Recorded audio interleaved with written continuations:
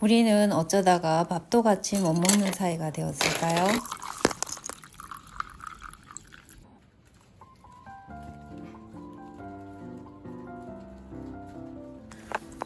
오늘도 시청해 주셔서 정말 감사합니다. 일본은 장마철입니다.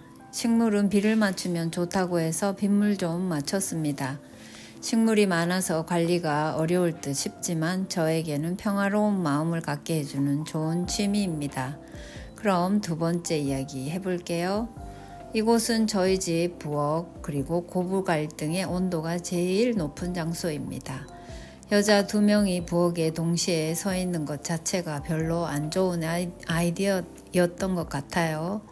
나이를 먹을수록 사람은 평생 해왔던 습관을 고치기가 참 어렵기 때문인 것 같고 고집도 엄청 세집니다.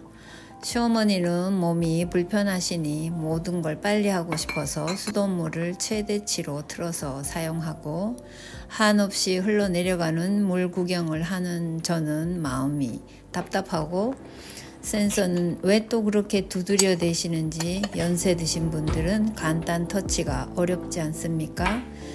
그래도 저는 또 세련된 게 좋으니까 수도꼭지가 허구한 날 고장이 납니다.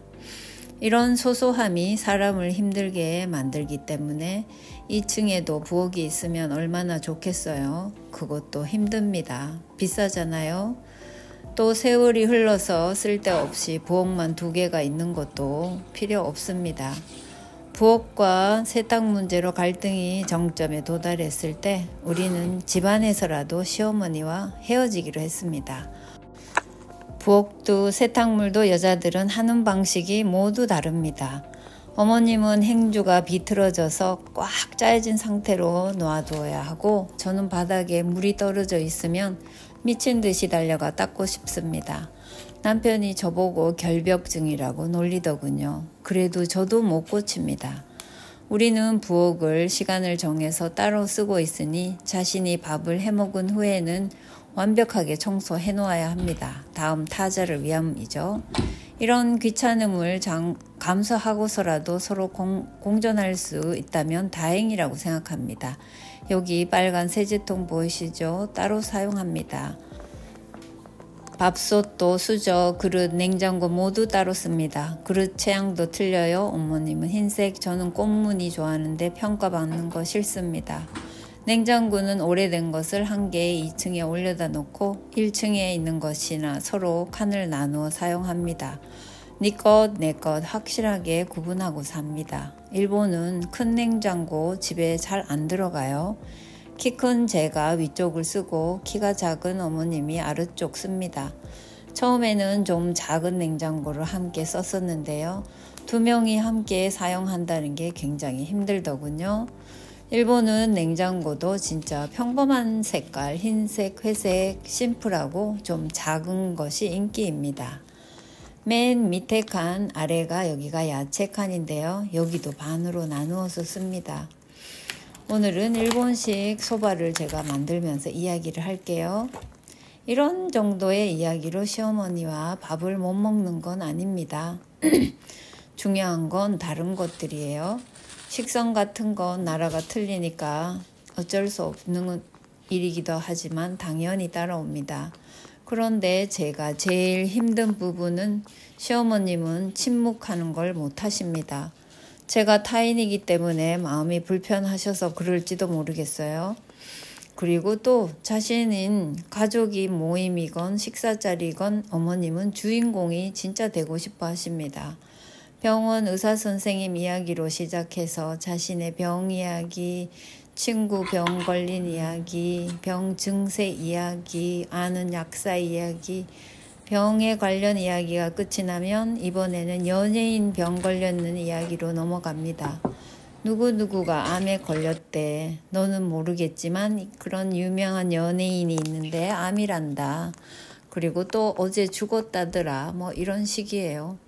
식사 시간에 이런 이야기가 계속됩니다. 우리 셋도 이야기 좀 하고 싶어요. 계속 듣고 있어야 되니까 우리는 우울해지고 서로 얼굴만 쳐다봅니다. 참다 못한 아들이 어머니 그만하시고 식사 좀 하세요. 그러면 잠깐 멈추셨다가 또 그러십니다. 이런 게 매일이에요. 길어지는 식사 시간도 짜증나고 들어주는 것도 한계에 도달합니다. 우울한 식사 시간이 끝이 날 무렵 어머님은 자신이 식사 준비에 손을 보태지 않았으니 설거지하겠다고 또 고집 부립니다. 서 있기도 어려운 분이 어떻게 4인분 설거지를 하시려는지 도무지 이해가 안 갑니다. 어머니 괜찮아요. 제가 할게요. 소용없습니다. 벌써 하고 계셔요. 그러면 우린 아무 이야기도 못 하잖아요. 그런데 이게 EBS 다큐 고부 갈등 이야기에 똑같은 이야기가 나오더라고요. 전 진짜 깜짝 놀랐습니다. 이런 일이 또 있구나. 이런 고집이 인정 욕구라는 것이래요. 사람은 평생 이 인정 욕구를 버리지 못한다고 합니다. 그 이야기를 보고 저도 그렇구나 하고 배웠습니다.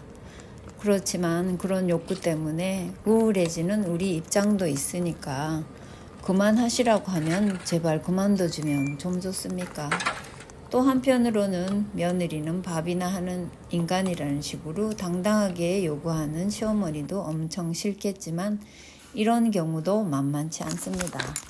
두 번째는 당연히 따라오는 세트 같은 식성 이야기입니다. 비빔밥, 덮밥, 만두, 햄버거 이런 빠른 음식 절대 싫어하십니다. 햄버거 이거 이해가 돼요.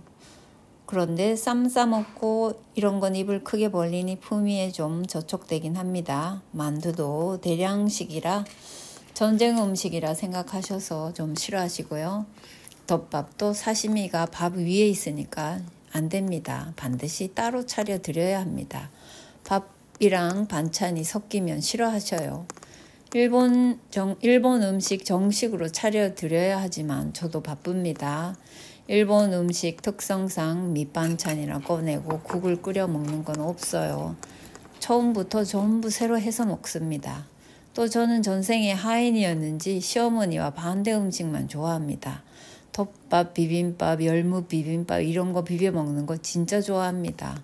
어머님 옆에서 이런 음식 먹고 있으면 저는 머슴이 된 것 같아요. 그래도 식성 문제는 어쩔 수가 없죠. 제가 일본으로 결혼을 했으니 일본식을 따라야겠죠. 그렇지만 피곤한 문제입니다.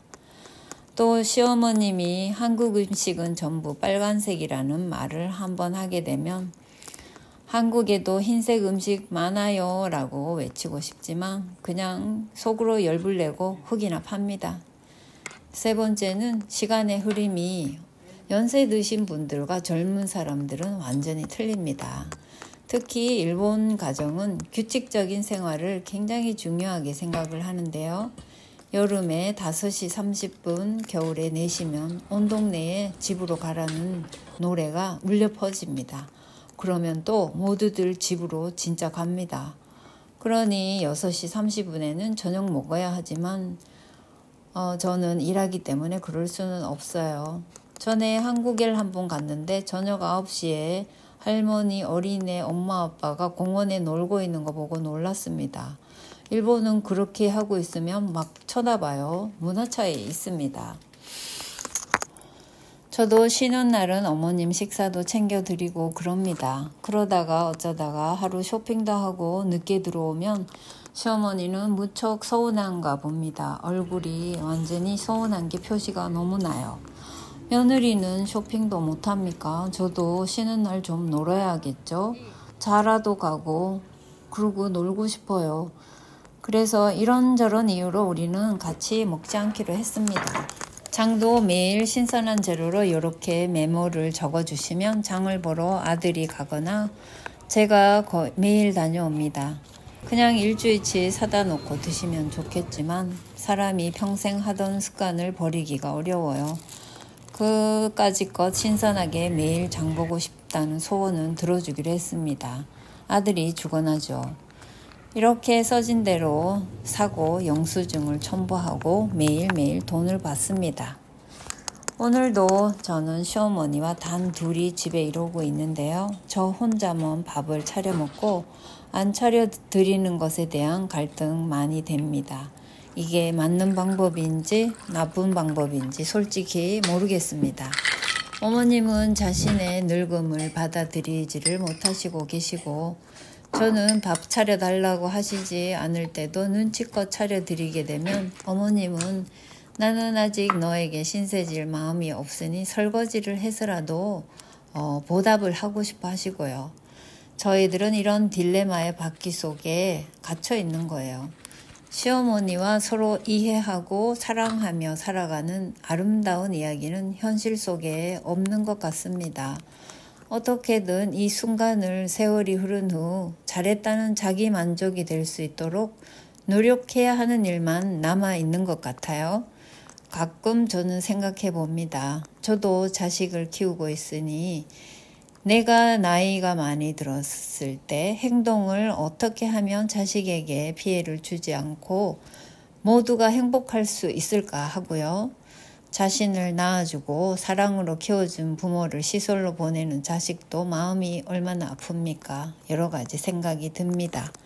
그리고 제가 착하게 보이고 싶은 병에 걸렸나 그런 생각도 들어요. 사랑받고 싶어서 노력도 많이 했었지만 계속 타인으로 저를 밀어내시니 이 지경이 됐는지도 모르겠어요. 그리고 사실은 우리는 진짜는 타인 맞습니다. 타인인데 아닌 척하고 가면을 쓰느라고 힘이 든지도 모르겠어요. 오늘 저의 긴 이야기 들어주셔서 정말 감사합니다. 구독, 좋아요 눌러주신 것도 진심으로 감사드립니다. 다음 시간에 또 만나 뵐게요.